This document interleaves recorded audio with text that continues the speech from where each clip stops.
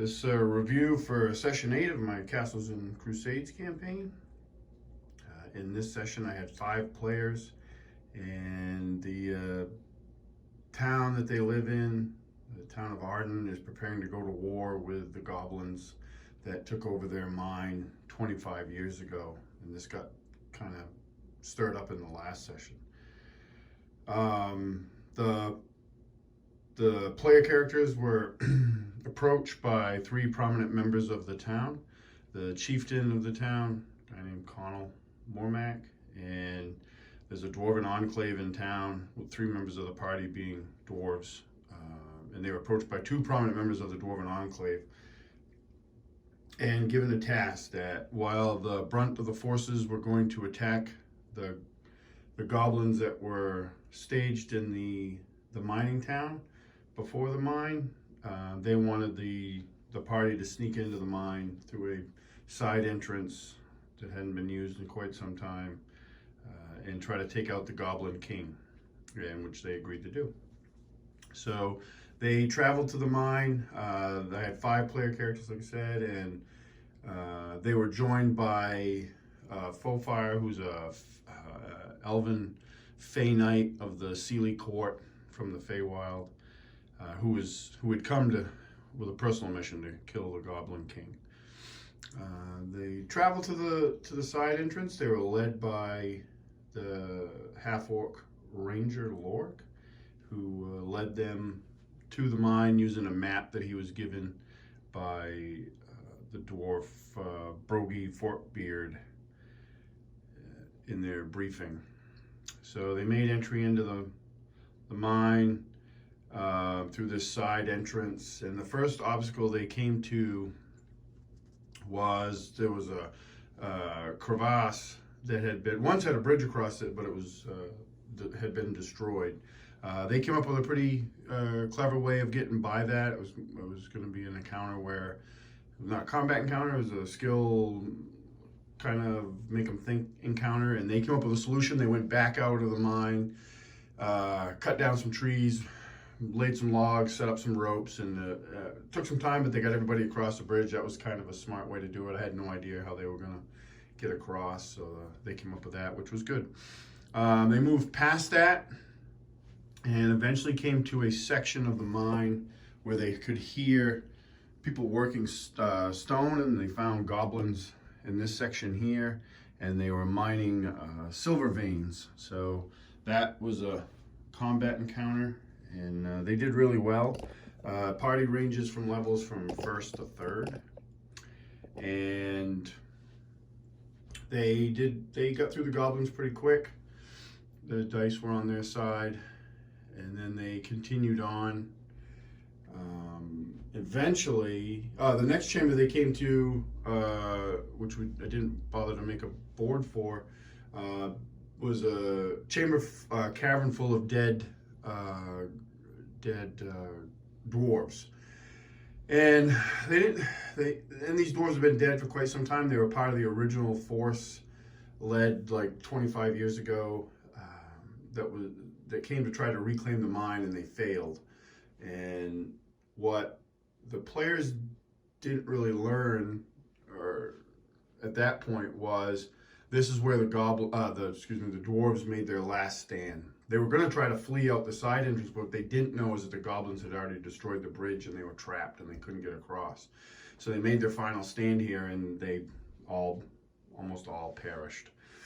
They went through that chamber. They found, they did find when they fought the goblins before, one item of note was one of the goblins had a steel shield that was of dwarven make. So the party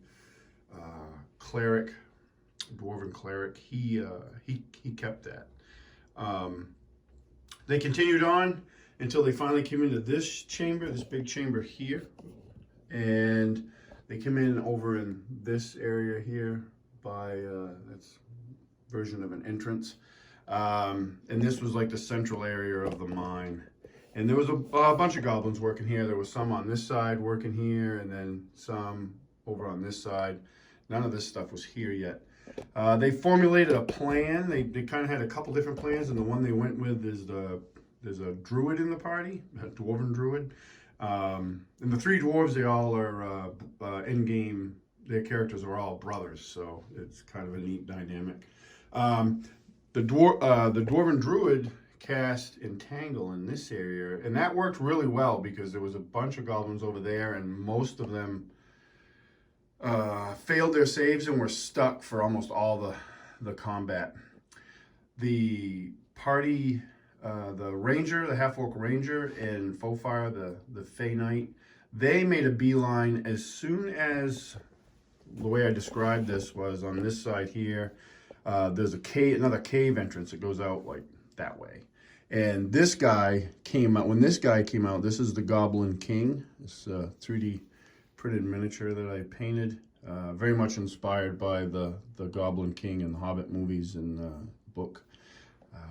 They came out, and it was a great moment for the players because when I brought them out, just the shock value of the Goblin King being that big, they were like, oh, this might be more than we thought it was. It's a really cool miniature. But the half-orc ranger and the elven Fey Knight, they made a beeline to get over there and ran by a bunch of guys here, let the rest of the party deal with them. They dealt with some goblins that came out with him, and when he came out with a little entourage of a couple more goblins, and they had a dwarf in chains, and that dwarf was completely emaciated.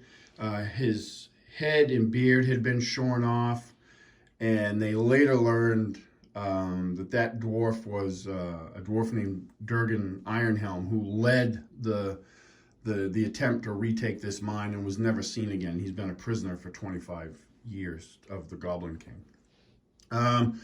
Good, tough battle here. This was obviously more than a typical goblin.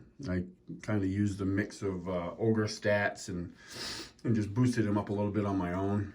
They had a really good fight.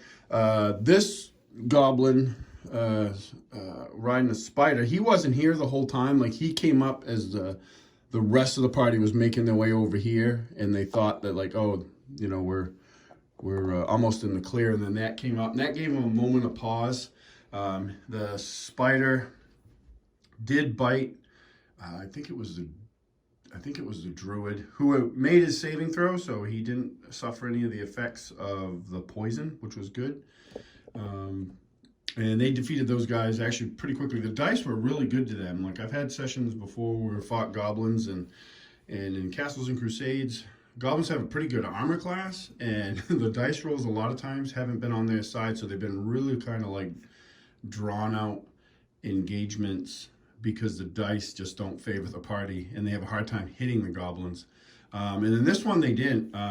Lork, the half-orc ranger, he's 3rd level, so he kind of mows through goblins, which is cool because then I can throw a bunch of them at him. And he went toe-to-toe with him and Fofire went toe-to-toe with the Goblin King, and he got hit a couple times, Lork did, and he was almost dead. He took, I think, at least 2, if not 3 hits, and he didn't. I was told by the player after, because I don't track player hit points during the game, could care less, so that's on them. And he was pretty close to going down, but they between him and the Fey Knight Fofire, they were able to defeat the Goblin King. One of the Dwarven brothers is this guy here, Agrax, and he ended up making his way across, and he contributed by doing a charge into the middle of this fray and taking out one of the goblins that was, I believe, on Lork's flank, or trying to flank him. That was a good moment. He crushed him. Real good adventure. Kind of a little first milestone of the campaign. They've reclaimed the mines for the town, so they're gonna complete some other quests that they have next. Again, this is if you've been following along, this is a West Marches style game, so I never know what my next session. I do know what my next session will be. I never know completely how many players I'll have because life happens. But they're going all the way back to the very first session where they were tasked by the ghost of this of a cleric to retrieve an idol of the cleric's god, and if they retrieve that, they will put her to rest finally. And they know that idol's in a place called the Darkmere, which they actually went through to get to the side entrance to the mine. And when they were going through there, the Darkmere, Lork was doing his survival and tracking and trying to keep them on the old path. And he came across tracks that he identified as goblin, but they were different in the fact that the feet were slightly webbed. So there's a different tribe of goblins that live in the swamp. And from what information they did get from the ghost of this cleric, her name's Gwendolyn Hashana, that the goblins took it. So they're going to go try to get that in the next session. So I'm looking forward to setting that up. But yeah, real good session. 5 players, it was great, and everybody had a good time. And I'm looking forward to the next one. Thanks for watching.